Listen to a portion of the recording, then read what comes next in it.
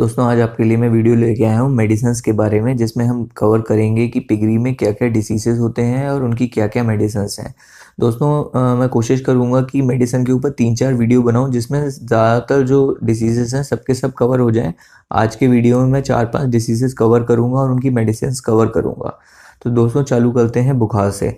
तो दोस्तों जब भी आपको किसी भी जानवर में सुस्ती दिखे और वो अगर फीड नहीं खा रहा है, तो सबसे पहला काम आपको ये करना है कि उसका टेम्परेचर चेक करना है, ठीक है? क्योंकि आप कुछ भी उसको अगर प्रॉब्लम है, जब तक उसका फ़ीवर डाउन नहीं करेंगे तब तक वो सही नहीं हो पाएगा। उस टेम्परेचर चेक करना सबसे पहली चीज़ होती है अगर कोई फीड नहीं खा रहा है या किसी तरीके की सुस्ती दिखा रहा है, ठीक है?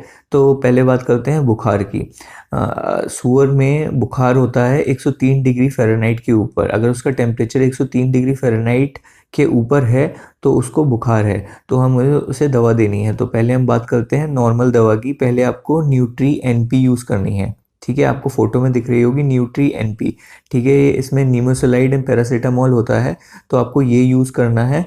आपको ये कोर्स 3 दिन के लिए चलाना होगा 10 केजी पे 1 ml के हिसाब से, ठीक है? अगर इससे भी जानवर का बुखार नहीं उतरता है और वो बीमार दिखता है आपको, तो आपको 3 दिन के बाद डोलोबैन का कोर्स चलाना है, ठीक है? वैसे 3 दिनों में वो जानवर सही हो जाएगा, ठीक है? अगर इससे सही नहीं होता है तो हमें हैवी पेन किलर देना है, जो कि है डोलोबैन प्लस, ठीक है? वो लगता है 15-20 केजी पे 1 ml के हिसाब से।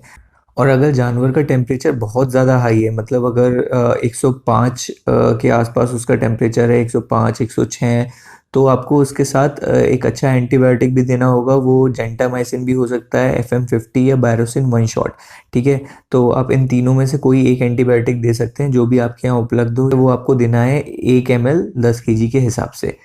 दोस्तों अब बात करते हैं दस्त की। जब पिगलेट को या किसी बड़े जानवर को दस्त हो जाते हैं, जिसे डायरिया भी बोलते हैं, अगर वो हो जाते हैं तो आपको क्या करना है? देखिए, अगर बच्चों में पिगलेट में दस्त हो रहे हैं तो आपको देना है पावर जेल 1 ml। आप सिरिंज से उसके मुंह में डाल सकते हैं और इस तरीके से डालिए कि वो बाहर ना फेंक दे, ठीक है? आपको उसको पकड़ के लटकाना पड़ेगा और उसका मुंह पकड़ के रखना पड़ेगा और सिरिंज से डालना पड़ेगा और थोड़ी देर तक आपको पकड़े रहना पड़ेगा ताकि वो मुंह से बाहर ना फेंक दे, ठीक है? तो आपको पावर जेल देना होगा 1 ml। ये आपको सुबह शाम देना होगा जब तक उसके दस्त खत्म ना हो जाए, ये तब तक देना होगा आपको। दोस्तों अगर बड़े जानवरों को दस्त है तो आपको देना है नॉर्फ्लेक्स TZ, ठीक है? वो आपको देना है 40 किलो के हिसाब से 1 गोली, ठीक है? मतलब अगर 100 किलो का जानवर है तो उसको आपको देना है 2.5 गोली, ठीक है? दोस्तों नॉर्फ्लेक्स TZ आप छोटे बच्चों के लिए भी यूज़ कर सकते हैं, लेकिन सेम वेट के हिसाब से चलेगा, मतलब 40 केजी पे 1 गोली। तो अगर मान लीजिए 10 बच्चों को हो रहे हैं और 10 बच्चे 4-4 किलो के हैं, तो आपको उनके हिसाब से 1 गोली को पानी में मिला के 10-15 ml पानी में मिला के और आपको उन 10 बच्चों को देनी है, ठीक है? ताकि वो 1 गोली के हिसाब से सबको बराबर चले जाए। दोस्तों अब बात करते हैं मादा की। अगर एक मादा डिलीवरी देते वक्त बहुत टाइम ले रही है, 5 से 6 घंटे ले रही है और आपको दिख रहा है कि वो बहुत बेचैन है, बहुत परेशान हो रही है, बहुत ज़्यादा दर्द हो रहा है उसको बच्चे देते हुए, तो आपको उस पे यूज़ करना है ऑक्सीटोसिन का इंजेक्शन। ऑक्सीटोसिन का इंजेक्शन वो लगेगा 50 केजी पे 1 ml के हिसाब से, ठीक है? दोस्तों ऑक्सीटोसिन एक नेचुरल हार्मोन होता है जो यूजुअली मादा में खुद से रिलीज़ होता है जब वो बच्चे देती है और जब बच्चों को दूध पिलाती है, जिससे उसके जो अंदर का दर्द है वो कम हो जाता है, ठीक है? जो भी उसको लेबर पेन हो रहा होगा वो कम हो जाएगा। लेकिन अगर मादा वो खुद से रिलीज़ नहीं कर पा रही है तो हमें बाहर से एक ऑक्सीटोसिन का इंजेक्शन देना पड़ता है ताकि मादा का जो अंदर का दर्द है वो कम हो जाए, इसलिए हम ये ऑक्सीटोसिन इंजेक्शन लगाते हैं, ठीक है? लेकिन ये हमें तभी देना है जब हमें ये दिक्कत दिख रही है और मादा बहुत ज़्यादा टाइम ले रही है, सिर्फ तभी इस इंजेक्शन का यूज़ करें, अदरवाइज़ नहीं करें। दोस्तों अब बात करते हैं सिचुएशन की कि जब अगर आपकी मादा अबॉर्ट कर जाए, मतलब कि मादा बच्चे गिरा दे, बच्चे मरे हुए फेंक दे, उस केस में आपको क्या करना है? क्योंकि अगर आप उसको नेक्स्ट डिलीवरी के लिए लेके जा रहे हैं, मतलब आप ये कर रहे हैं कि उस मादा को एक और बार आप मीटिंग करा के ये देखना चाहते हैं कि अब इसका रिजल्ट कैसा रहेगा, तो आपको क्या करना है उससे दोबारा बच्चे लेने से पहले? अब देखिए दोस्तों, उस मादा ने अबॉर्ट किया है तो कुछ ना कुछ बैक्टीरियल इन्फेक्शंस उसमें होंगे या कोई और प्रॉब्लम होगी जिस वजह से उसने अबॉर्ट किया है। तो अगर आप उसको एक और बार ट्राई करना चाहते हैं तो आपको पहले उसके यूटेरस की क्लीनिंग करनी पड़ेगी। ठीक है दोस्तों, अगर आपने एआई की ट्रेनिंग ली हुई है तो सबसे अच्छा तरीका ये है कि आप एक कैथेटर के थ्रू बीटाडिन उसके वल्वा में पास कीजिए ताकि उससे उसके पूरे यूटेरस की क्लीनिंग हो जाए। तो वो बहुत एक अच्छा तरीका है और बहुत सस्ता भी तरीका है, बहुत असरदार तरीका है जिससे बहुत अच्छे से यूटेरस की क्लीनिंग हो जाती है।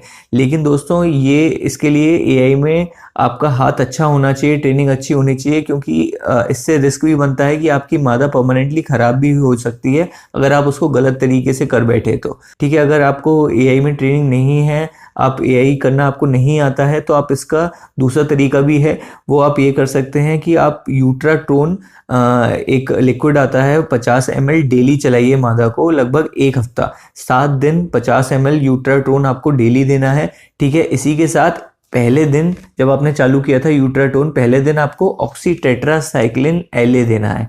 लॉन्ग एक्टिंग इंजेक्शन होता है, ऑक्सीटेट्रासाइक्लिन एंटीबायोटिक होता है। ऑक्सीटेट्रासाइक्लिन एलए आपको देना है। यूट्राट्रोन आपको चलाना है 7 दिन 50-50 ml डेली। ठीक है, ऑक्सीटेट्रासाइक्लिन का एक ही शॉट देना है 1 ml 10 kg पे। दोस्तों अब बात करते हैं टेट्रासाइक्लिन पाउडर की। दोस्तों ये बहुत ही असरदार पाउडर है, ये काफ़ी काम आता है पाउडर। अगर आपको पिगलेट्स में जो छोटे बच्चे होते हैं उनमें अगर किसी तरीके की एलर्जी दिख रही है, किसी तरीके का उनको खांसी जुकाम या हल्का फुल्का बुखार दिख रहा है, तो ये एक ऐसा पाउडर है, आप 3 से 5 दिन उस बाड़े में चलाइए, उन सारे बच्चों के लिए चलाइए। ठीक है, तो वो 3 से 5 दिन में सारे बच्चे एकदम फिट हो जाएंगे। तो ये चलाना है आपको। 100 ग्राम का पाउच आता है, ये आपको 500 kg के में एक पाउच डलेगा। ठीक है, तो इस हिसाब से चलाना है। आप वेट कैलकुलेट कर लीजिएगा, 500 kg के बच्चों पे 100 ग्राम का पाउच चलता है ये। ठीक है, तो आप 3 दिन या 5 दिन चला सकते हैं। और ये दोस्तों इस टाइम जैसे अगर जो बदलता हुआ मौसम होता है उस टाइम भी यूज़ कर सकते हैं, तो उस टाइम ये चांसेस होते हैं कि बच्चे कुछ इन्फेक्शन ना पकड़ लें। ठीक है, तो उस टाइम भी हम चला सकते हैं। तो जो भी मौसम जब चेंज होता है तो हम 3 से 5 दिन ये पाउडर यूज़ कर सकते हैं। दोस्तों हम बात करते हैं स्किन इन्फेक्शन की। अगर आपको वो जानवर में कुछ खुजली दिख रही है या कुछ फुंसी दिख रही है या कोई खांच खुजली दिख रही है या कोई दाने दिख रहे हैं अलग टाइप के, ठीक है, तो आपको क्या करना है, आपको आइवरमेक्टिन का इंजेक्शन लगाना है। ठीक है, आइवरमेक्टिन बहुत ही असरदार इंजेक्शन है पिगरी में, आपको वो यूज़ करना है। आइवरमेक्टिन 3.15% इंजेक्शन आता है, आइवरमेक्टिन 3.15%, वो आपको लगाना है 30 kg पे 1 ml के हिसाब से। ठीक है, तो मतलब 30 kg का जानवर है तो आपको 1 ml का इंजेक्शन लगाना है। दोस्तों ये एंटी पैरासाइट इंजेक्शन होता है, इससे अंदर के भी कीड़े मरते हैं और जो स्किन इन्फेक्शन हो रहा है, स्किन पे जो पैरासाइट्स और स्किन पे जो इन्फेक्शन हो रहा है वो सब कीड़े भी इसमें मरते हैं। तो ये एक बहुत असरदार इन्फेक्शन है, ये डीवॉर्मिंग के भी काम आता है। तो आपको ये इंजेक्शन देना है 30 kg पे 1 ml, और इसको रिपीट नहीं करना है, ये एक ही इंजेक्शन काफ़ी है। ठीक है, और इसी के साथ आप इस चीज़ में ये भी बात ध्यान रखिए कि ये डीवॉर्मिंग का भी काम करता है। तो अगर आप ये इंजेक्शन दे देंगे तो जिस भी आप जानवरों को आपने इंजेक्शन दिया है ये, उसकी आपको 3 महीने तक डीवॉर्मिंग करने की ज़रूरत नहीं है अगर आपका फार्म ड्राई फीड पे है। तो दोस्तों ये था आज का वीडियो। दोस्तों इसी की तरीके से मैं और भी मेडिसिन के वीडियो लेके आऊँगा जिसमें बाकी और भी डिसीजेस कवर होंगे। अगर आपको इस वीडियो में कुछ नहीं समझ में आया है तो आप मुझे कमेंट में भी पूछ सकते हैं, और इस वीडियो के डिस्क्रिप्शन में आपको व्हाट्सएप ग्रुप का लिंक भी मिल जाएगा, आप उससे हमारा व्हाट्सएप ग्रुप ज्वाइन करिए और आपके कुछ भी क्वेश्चंस हो इस वीडियो से रिलेटेड